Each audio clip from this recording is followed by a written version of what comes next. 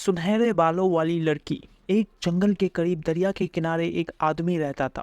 اس کی بیوی نہایت ضدی عورت تھی۔ ایک روز عورت نے اپنے خاوند سے کہا کہ وہ دریا کے اس پار جنگل سے مزے کے کچھ پھل لے کر آئے۔ آدمی نے اسے سمجھایا کہ جنگل کے جس حصے میں پھلدار درخت لگے ہیں وہاں ایک بدروح کا قبضہ ہے، اس لیے وہ جنگلی پھل منگوانے کی ضد نہ کرے۔ لیکن اس کی بیوی نے ایک نہ سنی اور کہنے لگی، اگر تم مجھے جنگلی پھل نہیں لا کر دو گے تو میں کھانا بھی نہیں کھاؤں گی۔ کھانا نہ کھانے کی وجہ سے عورت کمزور ہونے لگی، یہاں تک کہ اس کی زندہ بچنے کی امید بھی ختم ہونے لگی۔ آخر مجبور ہو کر آدمی ایک شام جنگل کے پھلدار درختوں والے حصے میں پہنچا اور اپنی بیوی کی پسند کے کچھ پھل توڑنے لگا۔ یکایک ایک زوردار آواز نے اسے اپنی طرف متوجہ کیا۔ تم کون ہو اور تمہیں یہاں سے پھل توڑنے کی جرت کیسے ہوئی؟ یہ آواز اسی بدروح کی تھی جس کا ان درختوں پر قبضہ تھا۔ آدمی بہت خوفزدہ ہوا اور کہنے لگا، مجھے معاف کر دو، میرا مقصد بہت سے پھل چرانا نہیں تھا، بلکہ میں تو فقط تھوڑا سا پھل ہی اپنی بیمار بیوی کے لیے لے جانا چاہتا تھا۔ اگر اس کو یہ پھل نہ ملا تو یہ خدشہ ہے کہ وہ مر جائے۔ بدروح بیوی بولی، ٹھیک ہے، میں تمہیں پھل لے جانے دوں گی، لیکن اس کے بدلے تم مجھے کچھ دو گے۔ آدمی نے کہا، ٹھیک ہے، بتاؤ میں تمہیں اس کے بدلے کیا دوں؟ بدروح نے جواب دیا، نہیں، ابھی کچھ نہیں، بلکہ جب تمہارے گھر بچہ پیدا ہوگا تو وہ میں لوں گی۔ اگر تمہیں منظور ہے تو جتنا مرضی پھل لے جاؤ، ورنہ سزا کے لیے تیار ہو جاؤ۔ آدمی نے جلدی سے کہا، مجھے تمہاری شرط منظور ہے۔ اس پر بدروح نے اسے کسی بھی وقت جنگلی پھل توڑنے کی اجازت دے دی۔ آدمی جنگلی پھل لے کر گھر پہنچا تو اس کی بیوی بہت خوش ہوئی۔ اب یہ معمول ہو گیا کہ آدمی روزانہ جنگلی پھل توڑ کر لاتا اور عورت خوش ہو کر کھاتی۔ کچھ ہی دنوں میں وہ پھر سے صحت مند ہو گئی۔ تھوڑے عرصے بعد اللہ تعالیٰ نے ان کو ایک بیٹی سے نوازا۔ لڑکی انتہائی خوبصورت تھی، گورے رنگ پر کالی آنکھیں اور گڑیا کے بالوں کی طرح سنہری بال اس کے حسن کو چار چاند لگا رہے تھے۔ دونوں میاں بیوی بچی کو دیکھ کر پوری طرح خوش بھی نہ ہوئے تھے کہ بدروح وہاں آ دمکی۔ آدمی نے جب بدروح کو دیکھا تو اسے بدروح سے کیا ہوا وعدہ یاد آ گیا اور بہت ہی پچھتایا اور لگا بدروح کی منتیں کرنے کہ وہ جو چاہے سو لے لے، لیکن بچی کو ان سے جدا نہ کرے۔ لیکن بدروح نے اس کی باتوں کی کوئی پرواہ نہ کی اور چپ چاپ بچی کو اٹھا کر وہاں سے نکل گئی۔ بدروح نے بچی کا نام مدیحہ رکھا اور جنگل کے ایک کونے میں اس کے لیے بہت آرام دہ جھوپڑی بنائی۔ غرض بدروح نے مدیحہ کی پرورش بڑے ناز و نام سے کی، لیکن اس کی 12ویں سالگرہ کے موقع پر بدروح نے جنگل میں ایک بہت اونچا مینار بنوا کر اس کے اوپر ایک کمرے میں مدیحہ کو قید کر دیا۔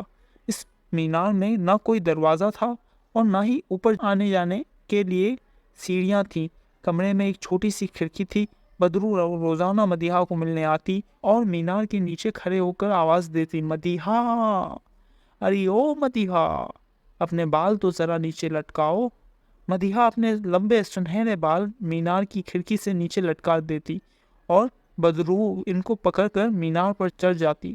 اسی طرح واپسی پر بھی بدروح بالوں ہی سے سیڑھی کا کام لیتی اور اتر کر چلی جاتی۔ مدیحہ اکثر کھڑکی کے پاس اداس بیٹھی گانے گاتی رہتی تھی۔ ایک دن مدیحہ اپنی عادت کے مطابق وقت گزاری کے لیے گانا گا رہی تھی کہ قریبی ملک کا شہزادہ شکار کی تلاش میں ادھر سے گزرا۔ گانے کی آواز سن کر شہزادہ وہیں کھڑا ہو گیا اور آواز کی سمت کا اندازہ لگانے لگا۔ اچانک شہزادے کی نظر مینار کی چوٹی پر کھڑکی میں بیٹھی مدیحہ پہ پڑی۔ ابھی شہزادہ مینار پر جانے کے بارے میں سوچ ہی رہا تھا کہ بدروح وہاں آ گئی۔ شہزادہ بدروح کو دیکھ کر ایک درخت کے پیچھے چھپ گیا۔ بدروح نے آواز دے کر مدیحہ کو بال نیچے لٹکانے کے لیے کہا تو وہ مدیحہ نے بال لٹکا دیے اور بدروح ان کے ذریعے مینار کے اوپر چڑھ گئی۔ شہزادہ چھپ کر تمام منظر دیکھتا رہا۔ بدروح کے جانے کے بعد شہزادہ درخت کی اوٹ سے نکلا اور مینار کے نیچے جا کر بدروح کی طرح بولا، مدیحہ، مدیحہ، ذرا اپنے بال تو نیچے لٹکا دے۔ مدیحہ بدروح کی دوبارہ آمد پر حیران ہوئی، لیکن اس نے بال نیچے لٹکا دیے۔ شہزادہ بالوں کے ذریعے اوپر پہنچا تو مدیحہ اسے دیکھ کر پریشان ہو گئی۔ شہزادے نے کہا، گھبراؤ نہیں، میں تمہاری خوبصورت آواز سن کر آیا ہوں، میں تمہیں کچھ نہیں کہوں گا۔ اس روز کے بعد شہزادہ روزانہ مدیحہ کو ملنے آنے لگا۔ کچھ ہی دن گزرے تھے کہ شہزادے نے مدیحہ سے شادی کی خواہش ظاہر کی۔ مدیحہ نے کہا، یہ کیسے ممکن ہے؟ میں تو اس مینار سے نیچے نہیں اتر سکتی۔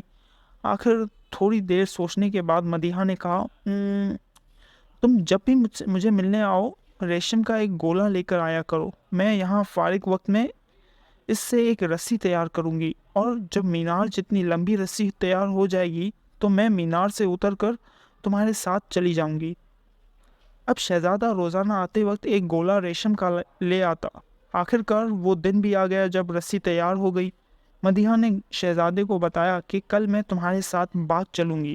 اسی روز بدرو جب بالوں کے ذریعے مینار پر آئی تو مدیحہ کے منہ سے بے اختیار سسکاری نکلی اور وہ بولی، آہستہ چلو، شہزادہ تو اتنی زور سے بال نہیں کھینچتا۔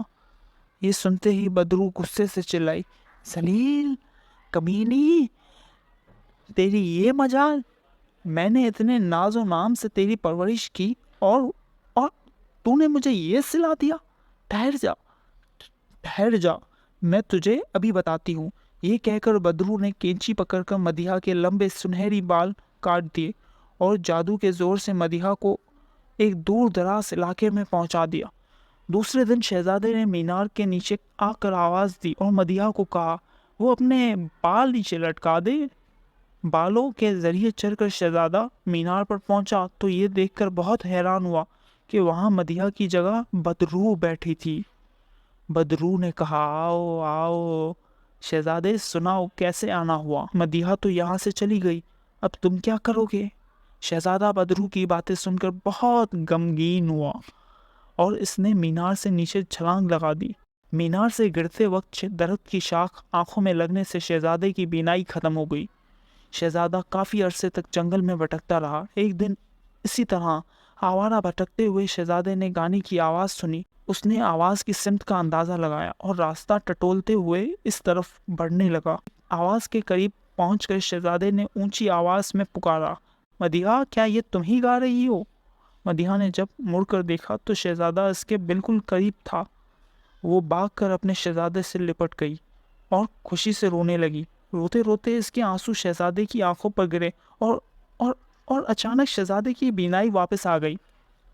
دونوں بہت خوش ہوئے۔ شہزادہ مدیحہ کو لے کر اپنے ملک روانہ ہو گیا۔ وہاں جا کر دونوں نے شادی کر لی اور ہنسی خوشی رہنے لگے۔